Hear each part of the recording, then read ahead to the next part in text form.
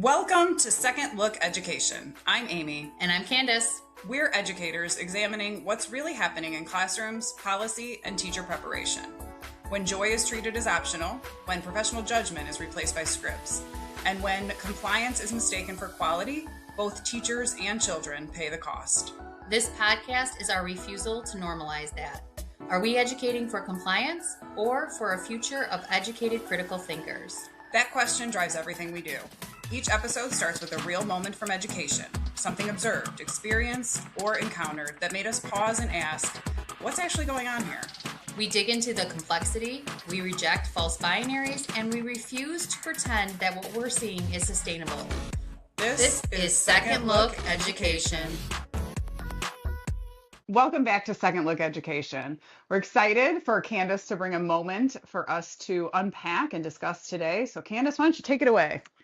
Welcome back. A friend of mine, close friend, who's taught for more than 15 years. She's deeply respected, loved by her students, and the kind of teacher whose classroom impact is visible the moment you walk in or you hear her talk about her students. But for the first time in her over 15-year career, she received significantly lower teacher evaluation scores than she ever has before. And she called me after crying and showing me her scores. And what stayed with me wasn't even the score itself, because there's a lot we're going to unpack here about teacher evaluations. In the first place, it was how defeated she sounded. We talked through each of the points that were brought up, the supposed evidence that was discussed, but then we talked about what she could do instead to prove that she deserved the higher scores, evidence she could gather, ways she could advocate for herself, ways to align more to this particular framework. But she had already emotionally accepted the outcome before the conversation was over. Mm-hmm. And I kept thinking how often this happens and what is the actual purpose for this evaluation? Yeah. Is it growth, accountability, documentation, compliance? Again, this teacher, and when we discussed this evidence, she had so many things that she could have gone back and done and argued and just kind of accepted and signed off on it. And so can growth, accountability, documentation, compliance, support, all those things realistically coexist? That's a big question. Yeah. Let's unpack that. I don't know. Yeah. So I'm someone, I just want to say I've given evaluations. I've had evaluations. I taught a course in evaluations. I've conducted plenty of them. I still conduct them. And so I know the intentions behind these systems is often more complex than teachers experience them to be. Yeah, absolutely. So thinking about the emotional relationship we have with these evaluations. So as teachers, these evaluations feel very important to us. It's somebody coming in and taking a look, just that giving in, that agreed compliance. And I think the part that those of us outside of education don't always understand is that evaluations aren't just paperwork. They really shape how teachers generally see themselves professionally. Right. Why do you think that is? I think it's a complex thing to answer, but I think as educators, because I still take my evaluation. I agree, yeah. I think as people who give evaluations, we see the purpose behind them, and it's a judgment. It's one way that we get looked upon because, once we're in the field, how often are people saying how we're doing or getting any type of feedback? And so I think we take those very personally because it's a passionate career. Most of us don't get into teaching. It's definitely not for the money, but we have a passion for education. Right. And we want to do well as teachers for our students to make sure that we're doing everything we can to support them, their growth and their learning and inside the system. Yeah, so I think that you're right. I think it's we put a lot of worth into being evaluated. Well, I can't tell you the amount of times that I've reached out to you and just SEIs, even as a... What's an SEI? Oh, student evaluation that they give instructors in higher education.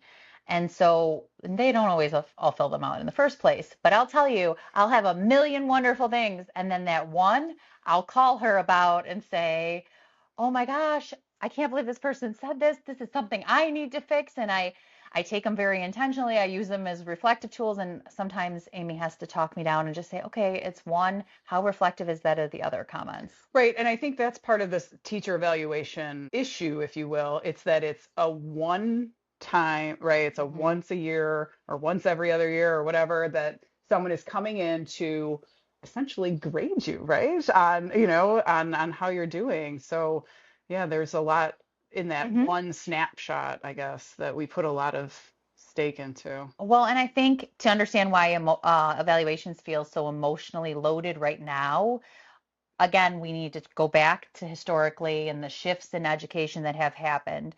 And there's been a major movement toward accountability systems in education, not entirely for bad reasons. A lot of these reforms came from legitimate concerns. So inequitable educational access, achievement gaps, inconsistent instructional quality, stronger support systems for students, and they can all be traced. We've talked about these in the past. No Child Left Behind, Race to the Top, and then PERA in Illinois, which I'm going to talk a little bit more about, and then broader efforts to connect teacher effectiveness to measurable student outcomes, which comes back to that assessment piece. So the intention on paper was to improve instruction, increase consistency, support student growth, and create more evidence-based evaluation systems, which lead to tenure, which is going to be a later podcast for us, to show growth, instructional practices. And so honestly, some of that mattered because the difficult truth is not every classroom experience for students is equitable. Not every teacher receives meaningful feedback. Not every ineffective practice should simply continue unquestioned. And corporations having way too much say in the classrooms, dictating curriculum, scripted curriculum, what we're teaching, how we're teaching. Yeah. That part matters too. I think the tension comes from who defines effectiveness, what gets measured, and whether systems still leave room for professional humanity. And I actually see this as important because many educators, myself included, see the real value in evaluations. And for example, one of the evaluation systems is the Danielson framework. A lot of schools' evaluation systems are around this. This isn't the only one, but a majority are. And Charlotte Danielson has spoken over the years about how the framework was originally intended to support professional reflection and instructional growth, not to function as a compliance mechanism or high stakes sorting tool. And I think that's important. It has been updated since, it isn't a very expensive tool as well. And if you read it, it doesn't come across necessarily as checklists. We create what the evidence of these things are, right. These things that should be happening in the classroom. Right. And is that the fundamental problem is that when we think about growth systems like a Danielson framework or a reflective, system where we're looking at our performance, we're reflecting on it in an effort to do better, right, or to learn and grow. But is that in a completely different, realm of accountability systems? Well, and I think that's an important distinction too. And so we're going to get into a little bit of that. And this larger pattern in education where relationship centered or reflective practices become increasingly standardized once systems try to scale, measure, or monitor them. Right. And that's something we need to be thinking about. What happens to human-centered educational ideas when they become institutional systems? Right. They become, if it becomes more compliance, right? Then we're checking the boxes instead of genuinely caring about what we're reflecting upon. Right? It's like, well, I have to reflect on this so I can do better on the rubric. Instead of, oh, this impacts my practices. And these children. Right. And I can say I've had some really great teachers who have said, okay, I did pretty well in this evaluation, but I need to do better. And what suggestions can you give? That kind of thing. I think this is where implementation starts becoming very different from intention. Yeah. And so let's break down, just for those listeners who don't know very much about evaluations, just a general overview. A lot can be found online. In Illinois, systems like PERA, which stands for Performance Evaluation Reform Act, formalized a structure evaluation process. And so it requires things like formal observations in the school. So when we talk about formal observations, this is where someone who is certified and trained in observations comes in for a long period of time, and you receive a long, detailed evaluation tool. But there's also supposed to be informal walkthroughs where your administrator or supervisor pops in, sees things, hopefully leaves you some sort of feedback. For informal walkthroughs, I know that was something that my teachers had said they wanted more of. They wanted me popping in more. So as a new administrator, a new principal, that was something I really set out for a goal to make myself get out of the office, get out of the formal structures, stop worrying at all the other tasks, and go do those informal walkthroughs. And then it makes the formal ones not so scary. Right. Right. That's why I like to go see our pre-service teachers before I go out for the actual, and the students get used to you, and it's part of the job forever. Yes. Is having your door open for people to come in and see you teach. Yes. And it doesn't always have to be evaluative. No. And sometimes I would leave little sticky notes or something like that just to let them know, I saw something great, or it was fun to come in. And sometimes I stayed longer if they were doing something that, was extra interesting or fun. In addition, the students get used to seeing you too. Yeah. So there's a lot of benefits to something like an informal walkthrough. And then pre and post conferences. And so what I'm learning from conversation is that a lot of these don't happen formally. There should be a post conference where you go over the information, your own reflection, and have a conversation about what was seen, what can be improved, how to make these changes. And in my course that I taught, I heard from a lot of educators that sometimes they would get their second observation the end of the school year, and it would just be emailed to them and asked to sign. And so that's not what we're supposed to be doing here. How can that be a useful tool then? Right. For growth. Right. Yeah. And so instructional frameworks, again, what are these instructional frameworks we have in place? Is the evidence being collected? Now, I know when PERA first came through, I talked to some districts where teachers were asked to create binders of all their evidence and all their information, and eventually digital binders.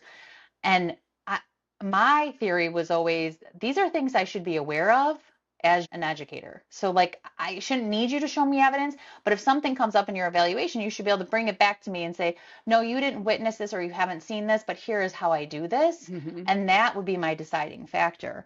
Professional growth plans. So having an idea of where your professional growth will be leading from here. And there's categories. So excellent or distinguished, proficient, needs improvement, or unsatisfactory. And I think one of the big transitions, I don't know if you remember this in your practice, was when we shifted and a lot of teachers were no longer getting the distinguished or excellent. Yes, I do remember that. Yeah, and because it happened to me. Yeah.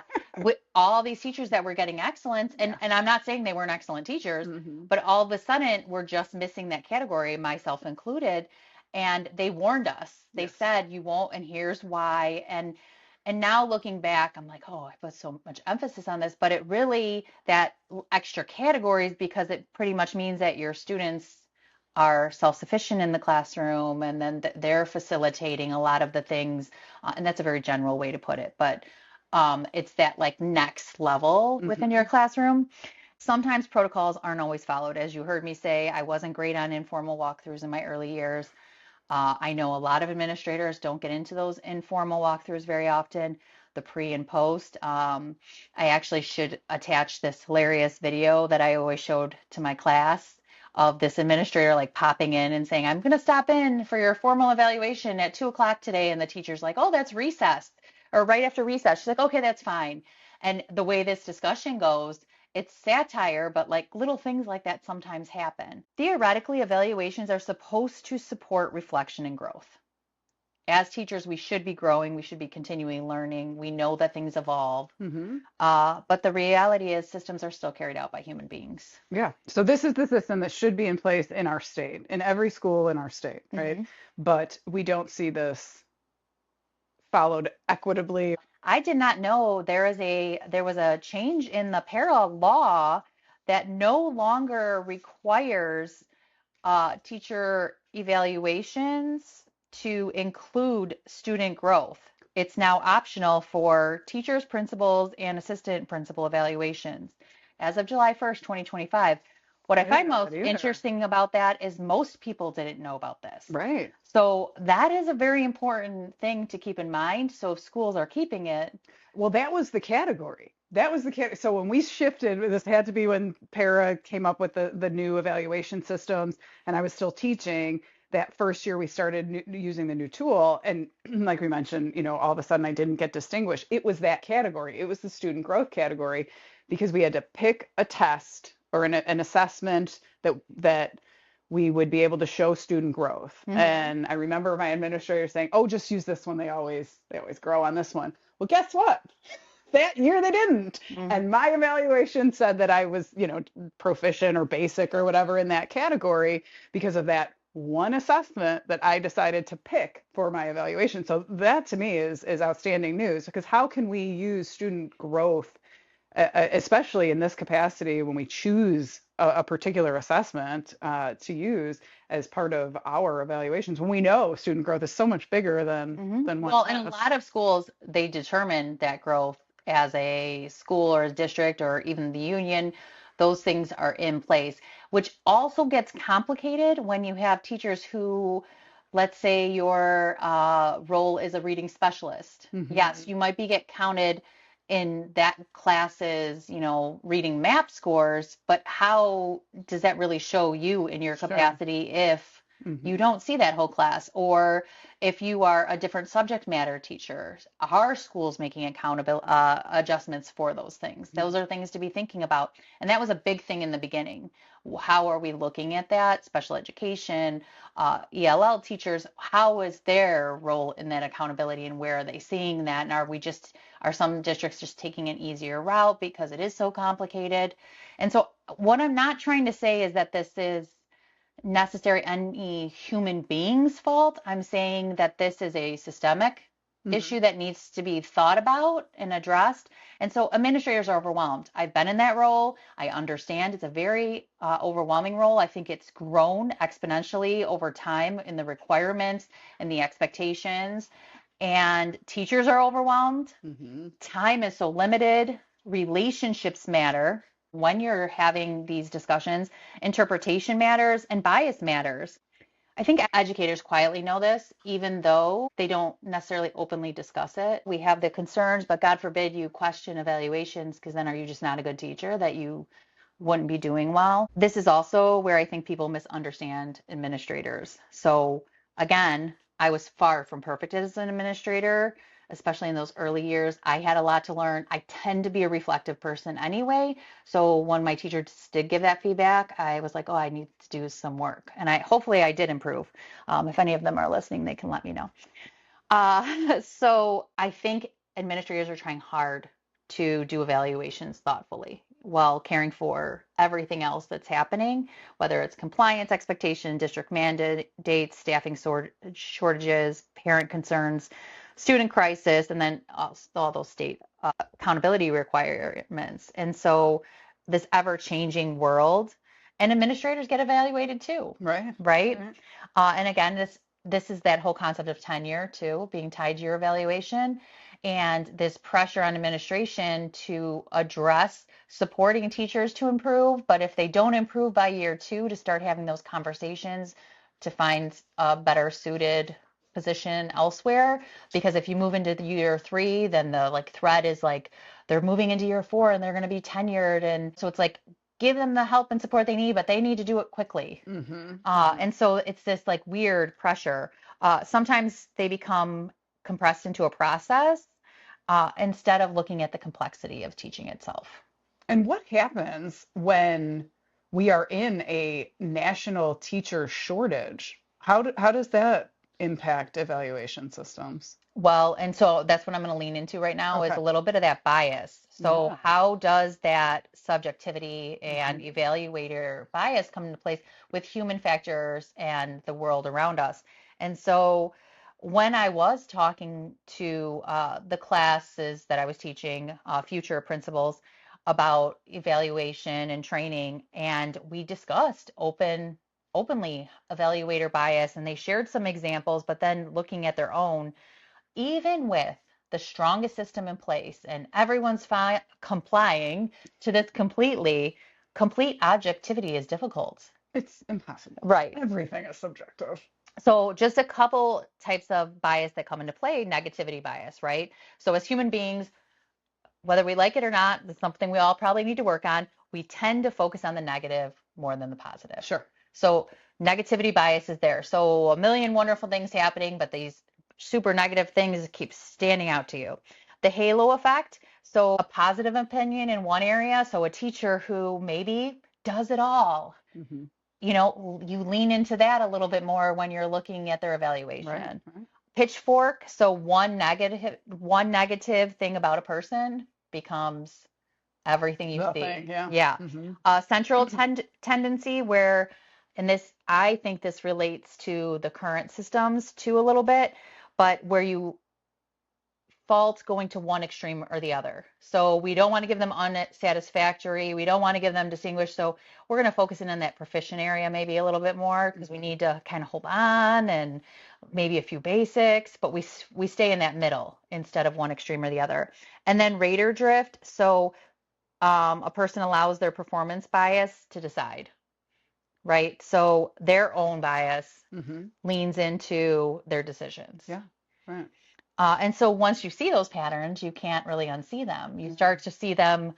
I mean, even just prepping for this, I started realizing, oh, that negativity thing. Oh, yeah, I really need to look at that. Does this determine everything when I look at an individual? Yeah. And I don't think like when I think about the rubrics that are essentially used for this, it doesn't matter what the criteria are, or we have performance descriptors, right? And even look fors, but we have a subjectivity about us as you're saying about as humans, and I don't think there's any way to completely remove that from an evaluation. No, that's the human factor. So a teacher with a strong reputation may receive more grace.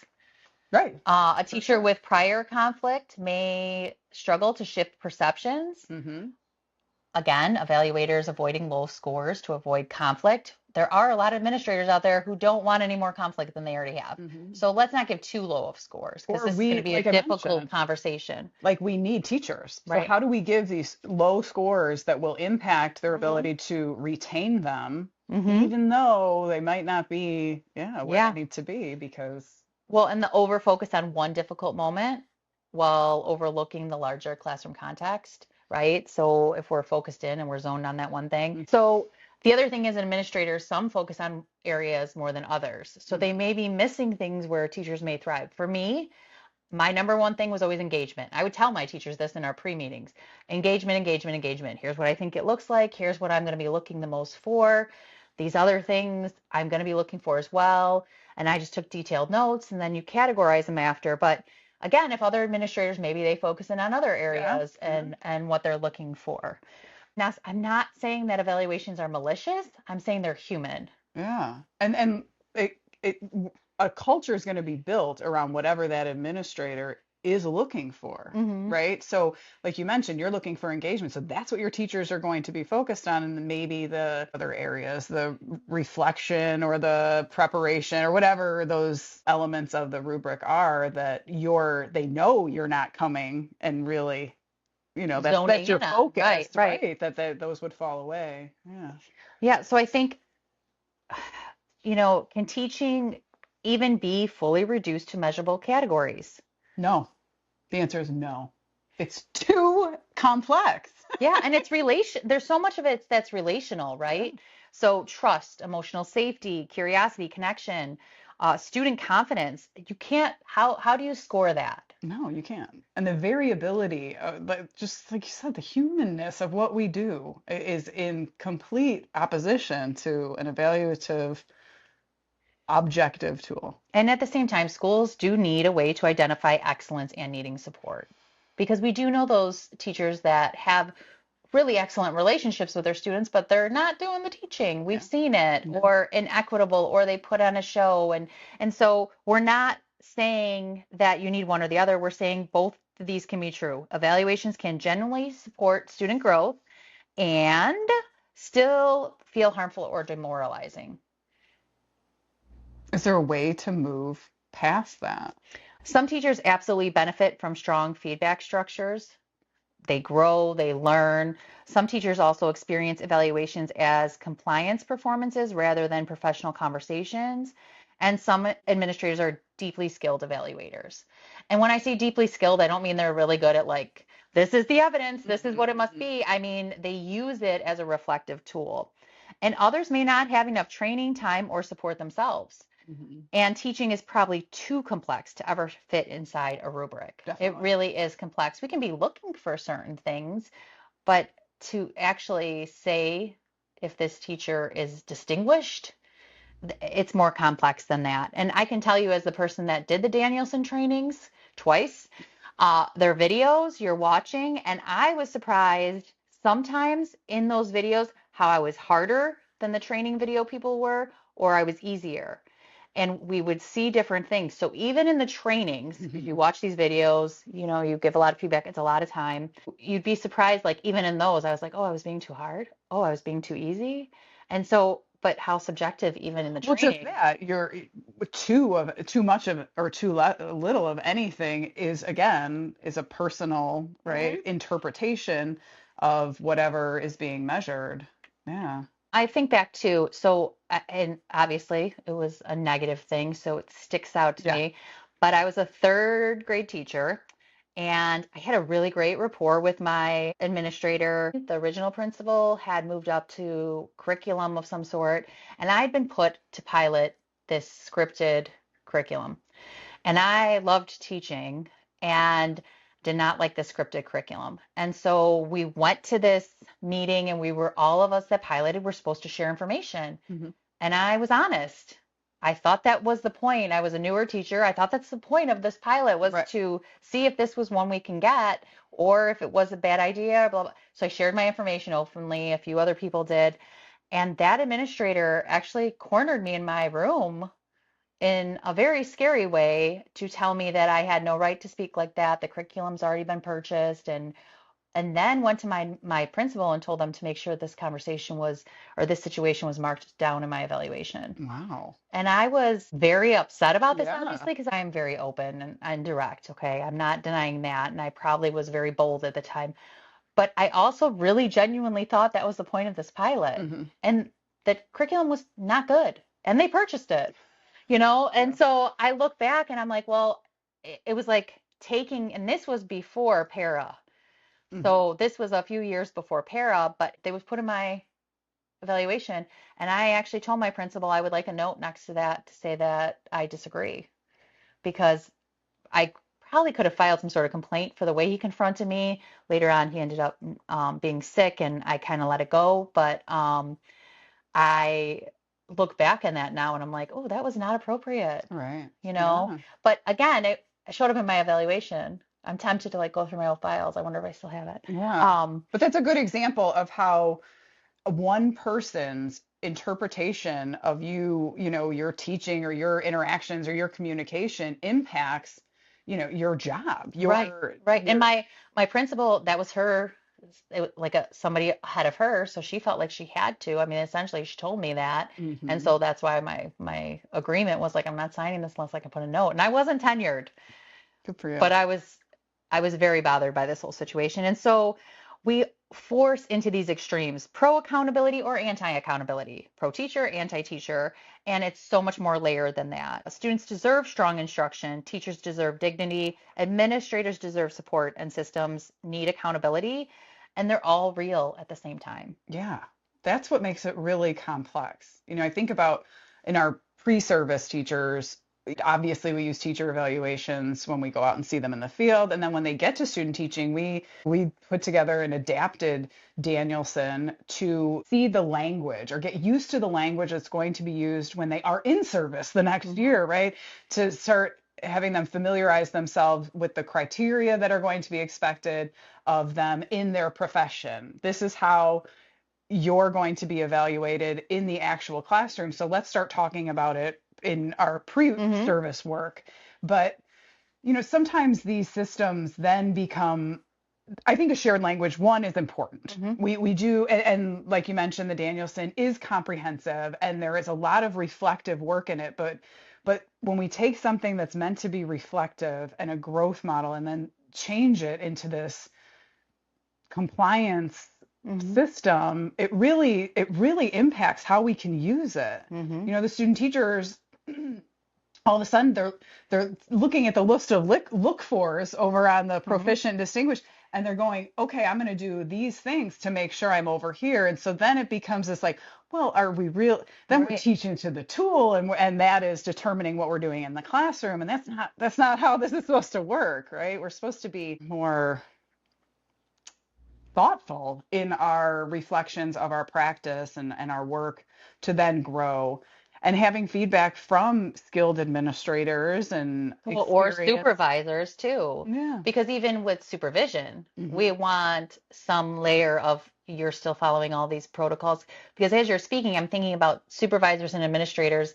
If they're not following the way these things are supposed to be done, then are the teachers even benefiting from it in the first place? Or the student teachers? Are they getting the feedback they know to grow as a educator, or are they just doing this to get the next level? And if that administrator cannot say, these are some ways that you can grow and you will end up in that category because you'll be growing, then they should be in that category anyway. Exactly. If you can't provide a growth, like a distinguisher for growing, then they should be there because you're offering them nothing. Right. That's a lot of the conversation that we have. We use the same tool at like midterm and final. So at midterm, a lot of the conversation is, well, here's what we're seeing now. Here's some examples of why we're scoring you in this category. We have a conversation between the supervisor and the mentor and the student teacher to figure out where their performance is on this tool in this area. And then we talk about, well, how are we going to move to the next category? What needs to be in place for you to be able to even engage with the criteria in this next level? Like, are you going to be able to do this during your student teaching time? Or is this something, this is going to be your first year teaching, your second year teaching, when you're in the field longer and you've had opportunities to really work with this, to be able to move into that category? So I'm not asking if evaluation should even exist. That's not my question. It's what kind of performance culture do evaluations create? Yeah. Are we creating evaluation cultures of reflection, trust, growth, and collaboration and professional learning? Or are they fear, performance, emotional shutdown, and quiet compliance? And when experienced educators leave conversations feeling smaller instead of motivated and more capable, I think that's something we really need to pay attention to. Yeah. When they feel punitive versus, right, like growth. Right. I mean, how, even as administrators, when you're writing these evaluations, what thoughts are you thinking? What are you planning for? And again, I know as an administrator, it's very overwhelming. It's a busy time. But don't we want the best teachers in our school?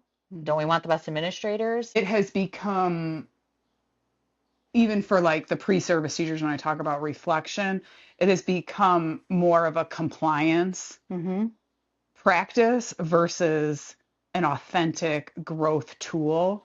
I think about when our student teachers, originally, like in their field work, they have to do a weekly reflection, or even student teaching, they have to do a weekly reflection where they're writing what happened. And so start to support the pre-service teachers in developing their reflective muscle, if you will. Maybe we give them prompts. Sometimes they can be just documentation, like we did this, this, this, and this. And it's like, well, that's not what I'm asking you to do. I'm asking you to think about what your practice was, or how did this go, or how were the students, and really decompose and digest what happened during your lesson or during that day. So sometimes we can give prompts, but then that we lose some authenticity when we do that. And so I've worked with photo voice as a methodology. It's an action research methodology where participants take photos of whatever subject that they're working in. So for our purposes, our students would go out into their field work and they would take photos of things that they would want to reflect on, and they could be challenges or successes or anything really. And then we'd come back and talk about them. And that became a much more useful reflective tool, because then they were connecting with each other about their experiences, and they could have these conversations that, one, it would build this like, well, me too. Yeah, I'm going through the same thing, or I'm seeing that in the field as well. And then we as supervisors and experienced teachers are able to clarify misconceptions that sometimes our pre-service teachers have about the practice and about what goes on in classrooms. So some things that they notice that seem out of the ordinary, we're able to kind of explain away and help them process what's going on in the field. So that became a valuable tool for them to reflect on, because even now sometimes I'm getting reflections where the students are just offloading the reflection to AI. I'll get the same reflection from 3 pre-service teachers in the field. So that's not supportive. That's not going to help them grow or develop their practice. So I'm hesitant to think of reflection as a compliance part of evaluation tools. When we want reflection, what reflection should be is more authentic and really deeply personal to support our growth. Well, and because that's what teachers are. They're reflecting, they're growing. We want them to continually learn because we don't want them to become stagnant either, because then the classroom becomes stagnant or just scripted. Or while you were talking, I was thinking about too, one of the things I always did with my teachers was I asked them to send their reflection before I sent their evaluation for our meeting. Yeah. And the reason I did that is because once I tell them what I saw, that determines their reflection.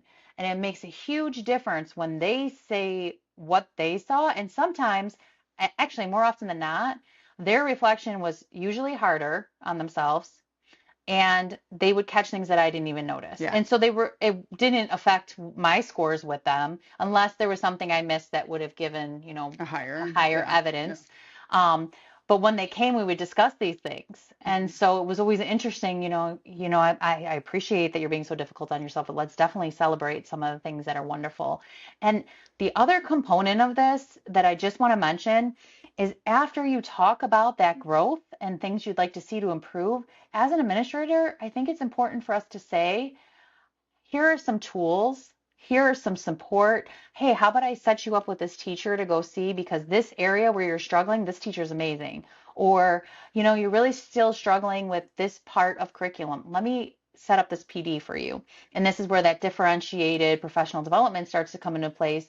And I've had to have those discussions because I had teachers that were all over, brand new, veteran, in the middle, and their areas all varied. And so are we offering them ideas for getting that growth, or are we just saying, this is where you're at, next year work on it? Work on what?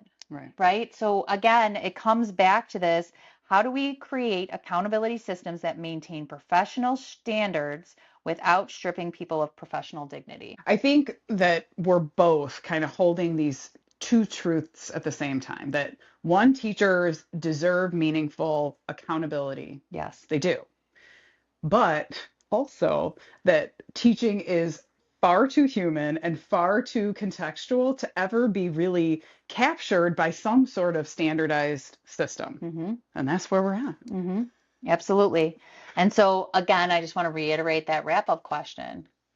How do we create accountability systems that maintain professional standards without stripping people of professional dignity? Thanks for sitting in the questions with us here at Second Look. See you next time.